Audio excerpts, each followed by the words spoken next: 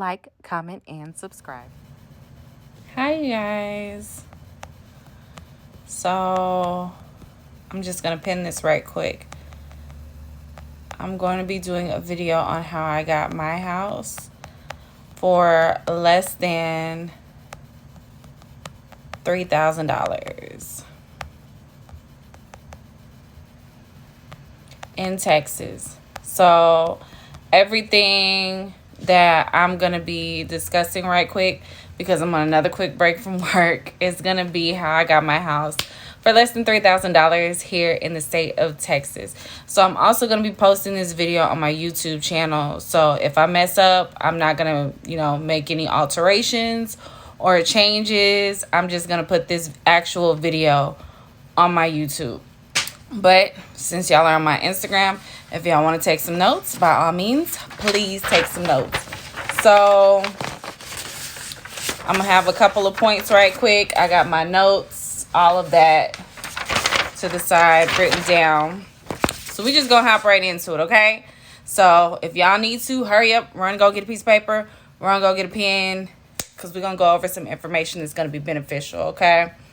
Now, this is the breakdown of what I had to spend in all to get my house, okay? So to give you some basic information for my house, I live in a one-story brick home.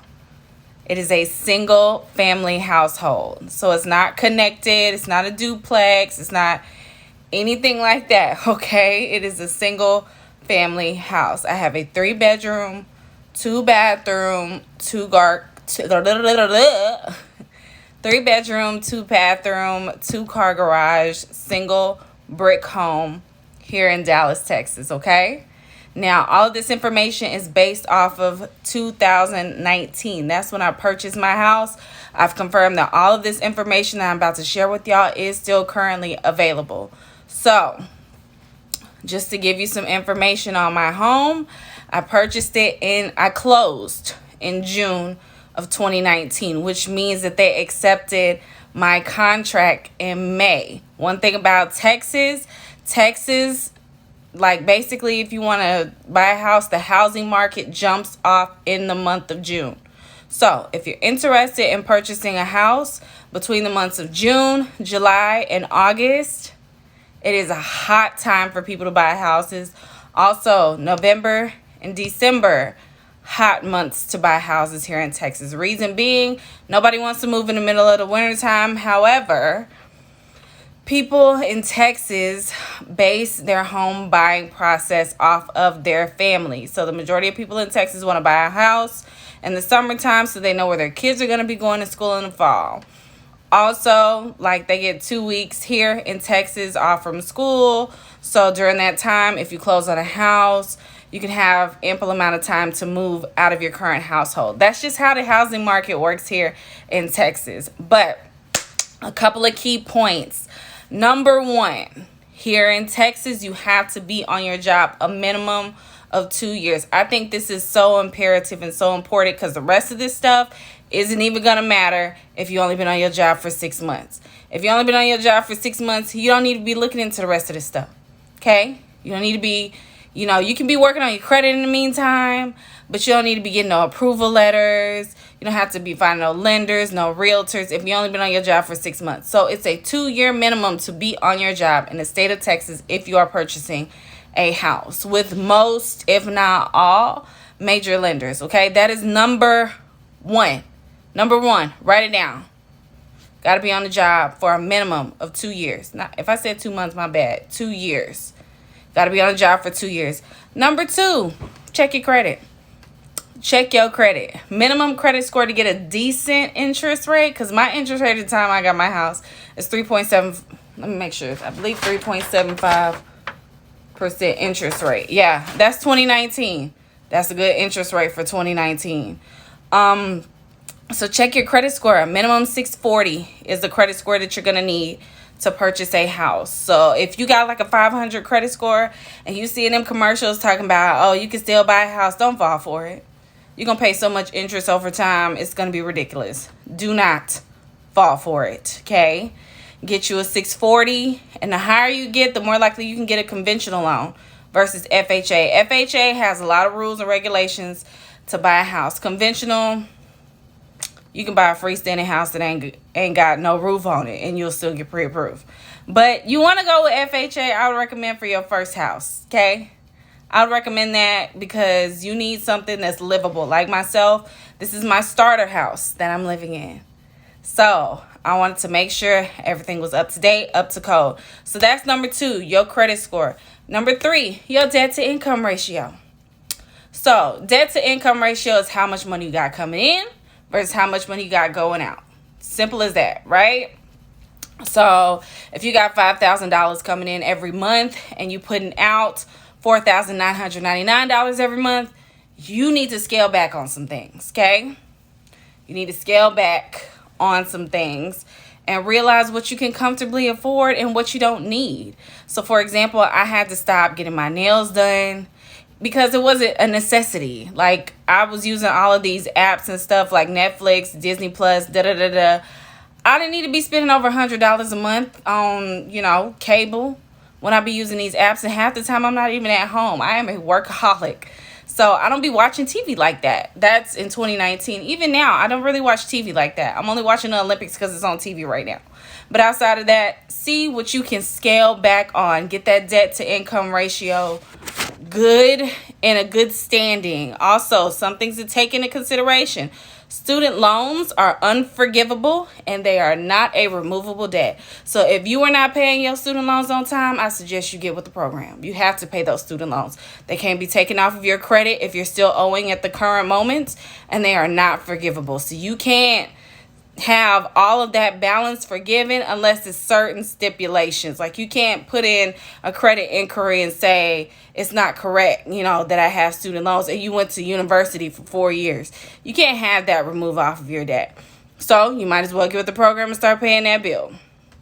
Number 4, you need to open a second checking account. Do not open a checking and a savings. Use a second checking account because there's going to be things that you got to pay for while you're waiting on the process to get your house, right? So anything that you need needs to go specifically from that second checking account, and only use the money in that account to pay for the things for your house. It don't need to show that you went to Taco Bell one day. No, it needs to go specifically for the things that you need on that house. I was recommended on average just have $5,000 in that account, but I actually only had $3,500. So I had less than the recommended amount and it came in perfect, okay?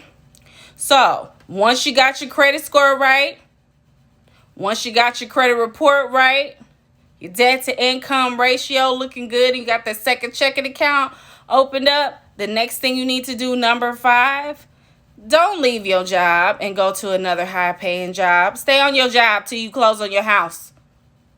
Don't buy no crazy, off-the-wall, expensive type stuff, okay? Don't do that. Do not do that. Don't go buy a new car, okay? Don't go spend $10,000 on a Louis Vuitton trunk.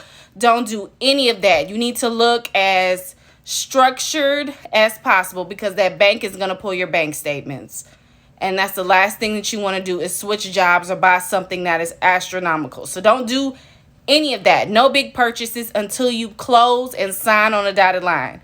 All right, number 6, when you're ready, get an approval letter from a banking institution. I know there's some mom and pop companies, some third-party companies. I recommend going to a banking institution like Bank of America, Wells Fargo, Chase, Capital One, because they're going to give you the most money for your down payment and closing costs. Or if you would like, just type in first-time homebuyers programs for your county. I'm in Dallas, Texas, so I would just type in first-time homebuyers programs for Dallas, Texas, right?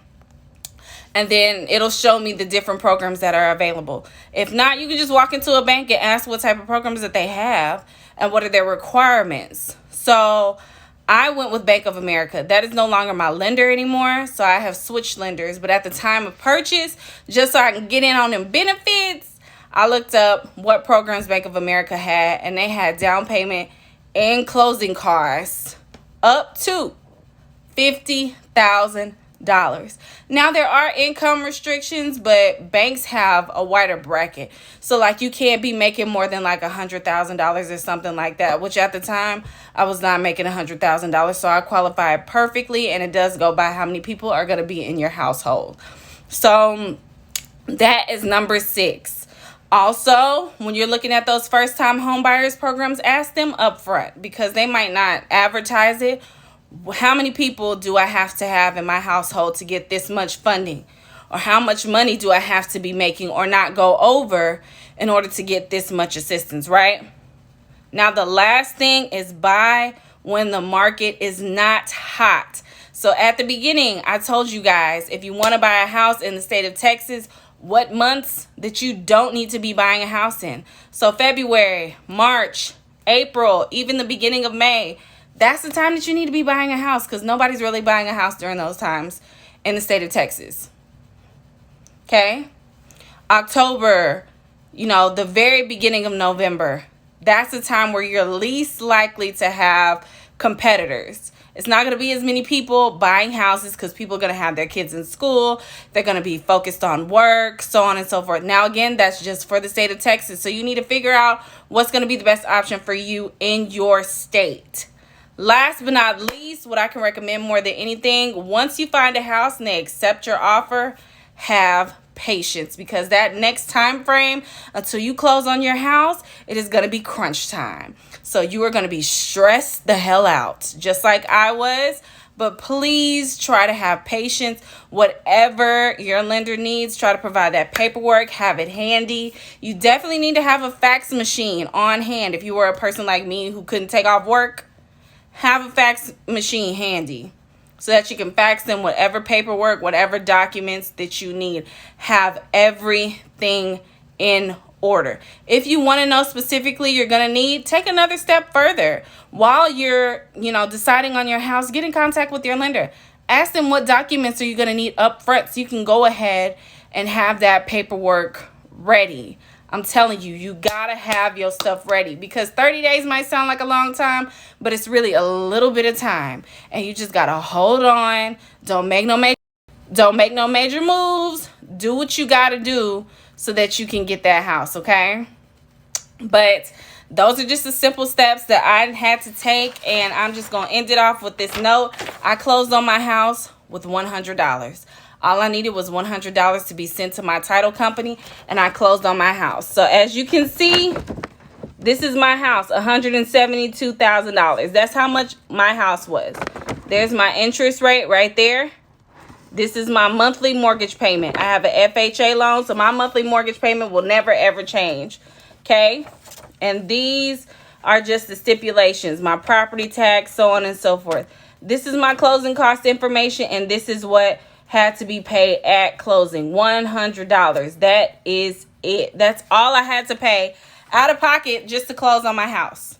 So that's all I wanted to discuss with you guys today, just to show proof, because some people like, she didn't close on her house for that much. Yes, I did. This is the actual paperwork. It's folded down so that y'all can't see my address information. But that's all I wanted to share with you guys today. Hopefully this is valuable information that you guys want to take into consideration. But I love you. I will talk to you later, and y'all enjoy the remainder of your afternoon. And if you need more information, if you didn't get anything, I'm going to upload this later on YouTube so that y'all can get the details, okay? Bye.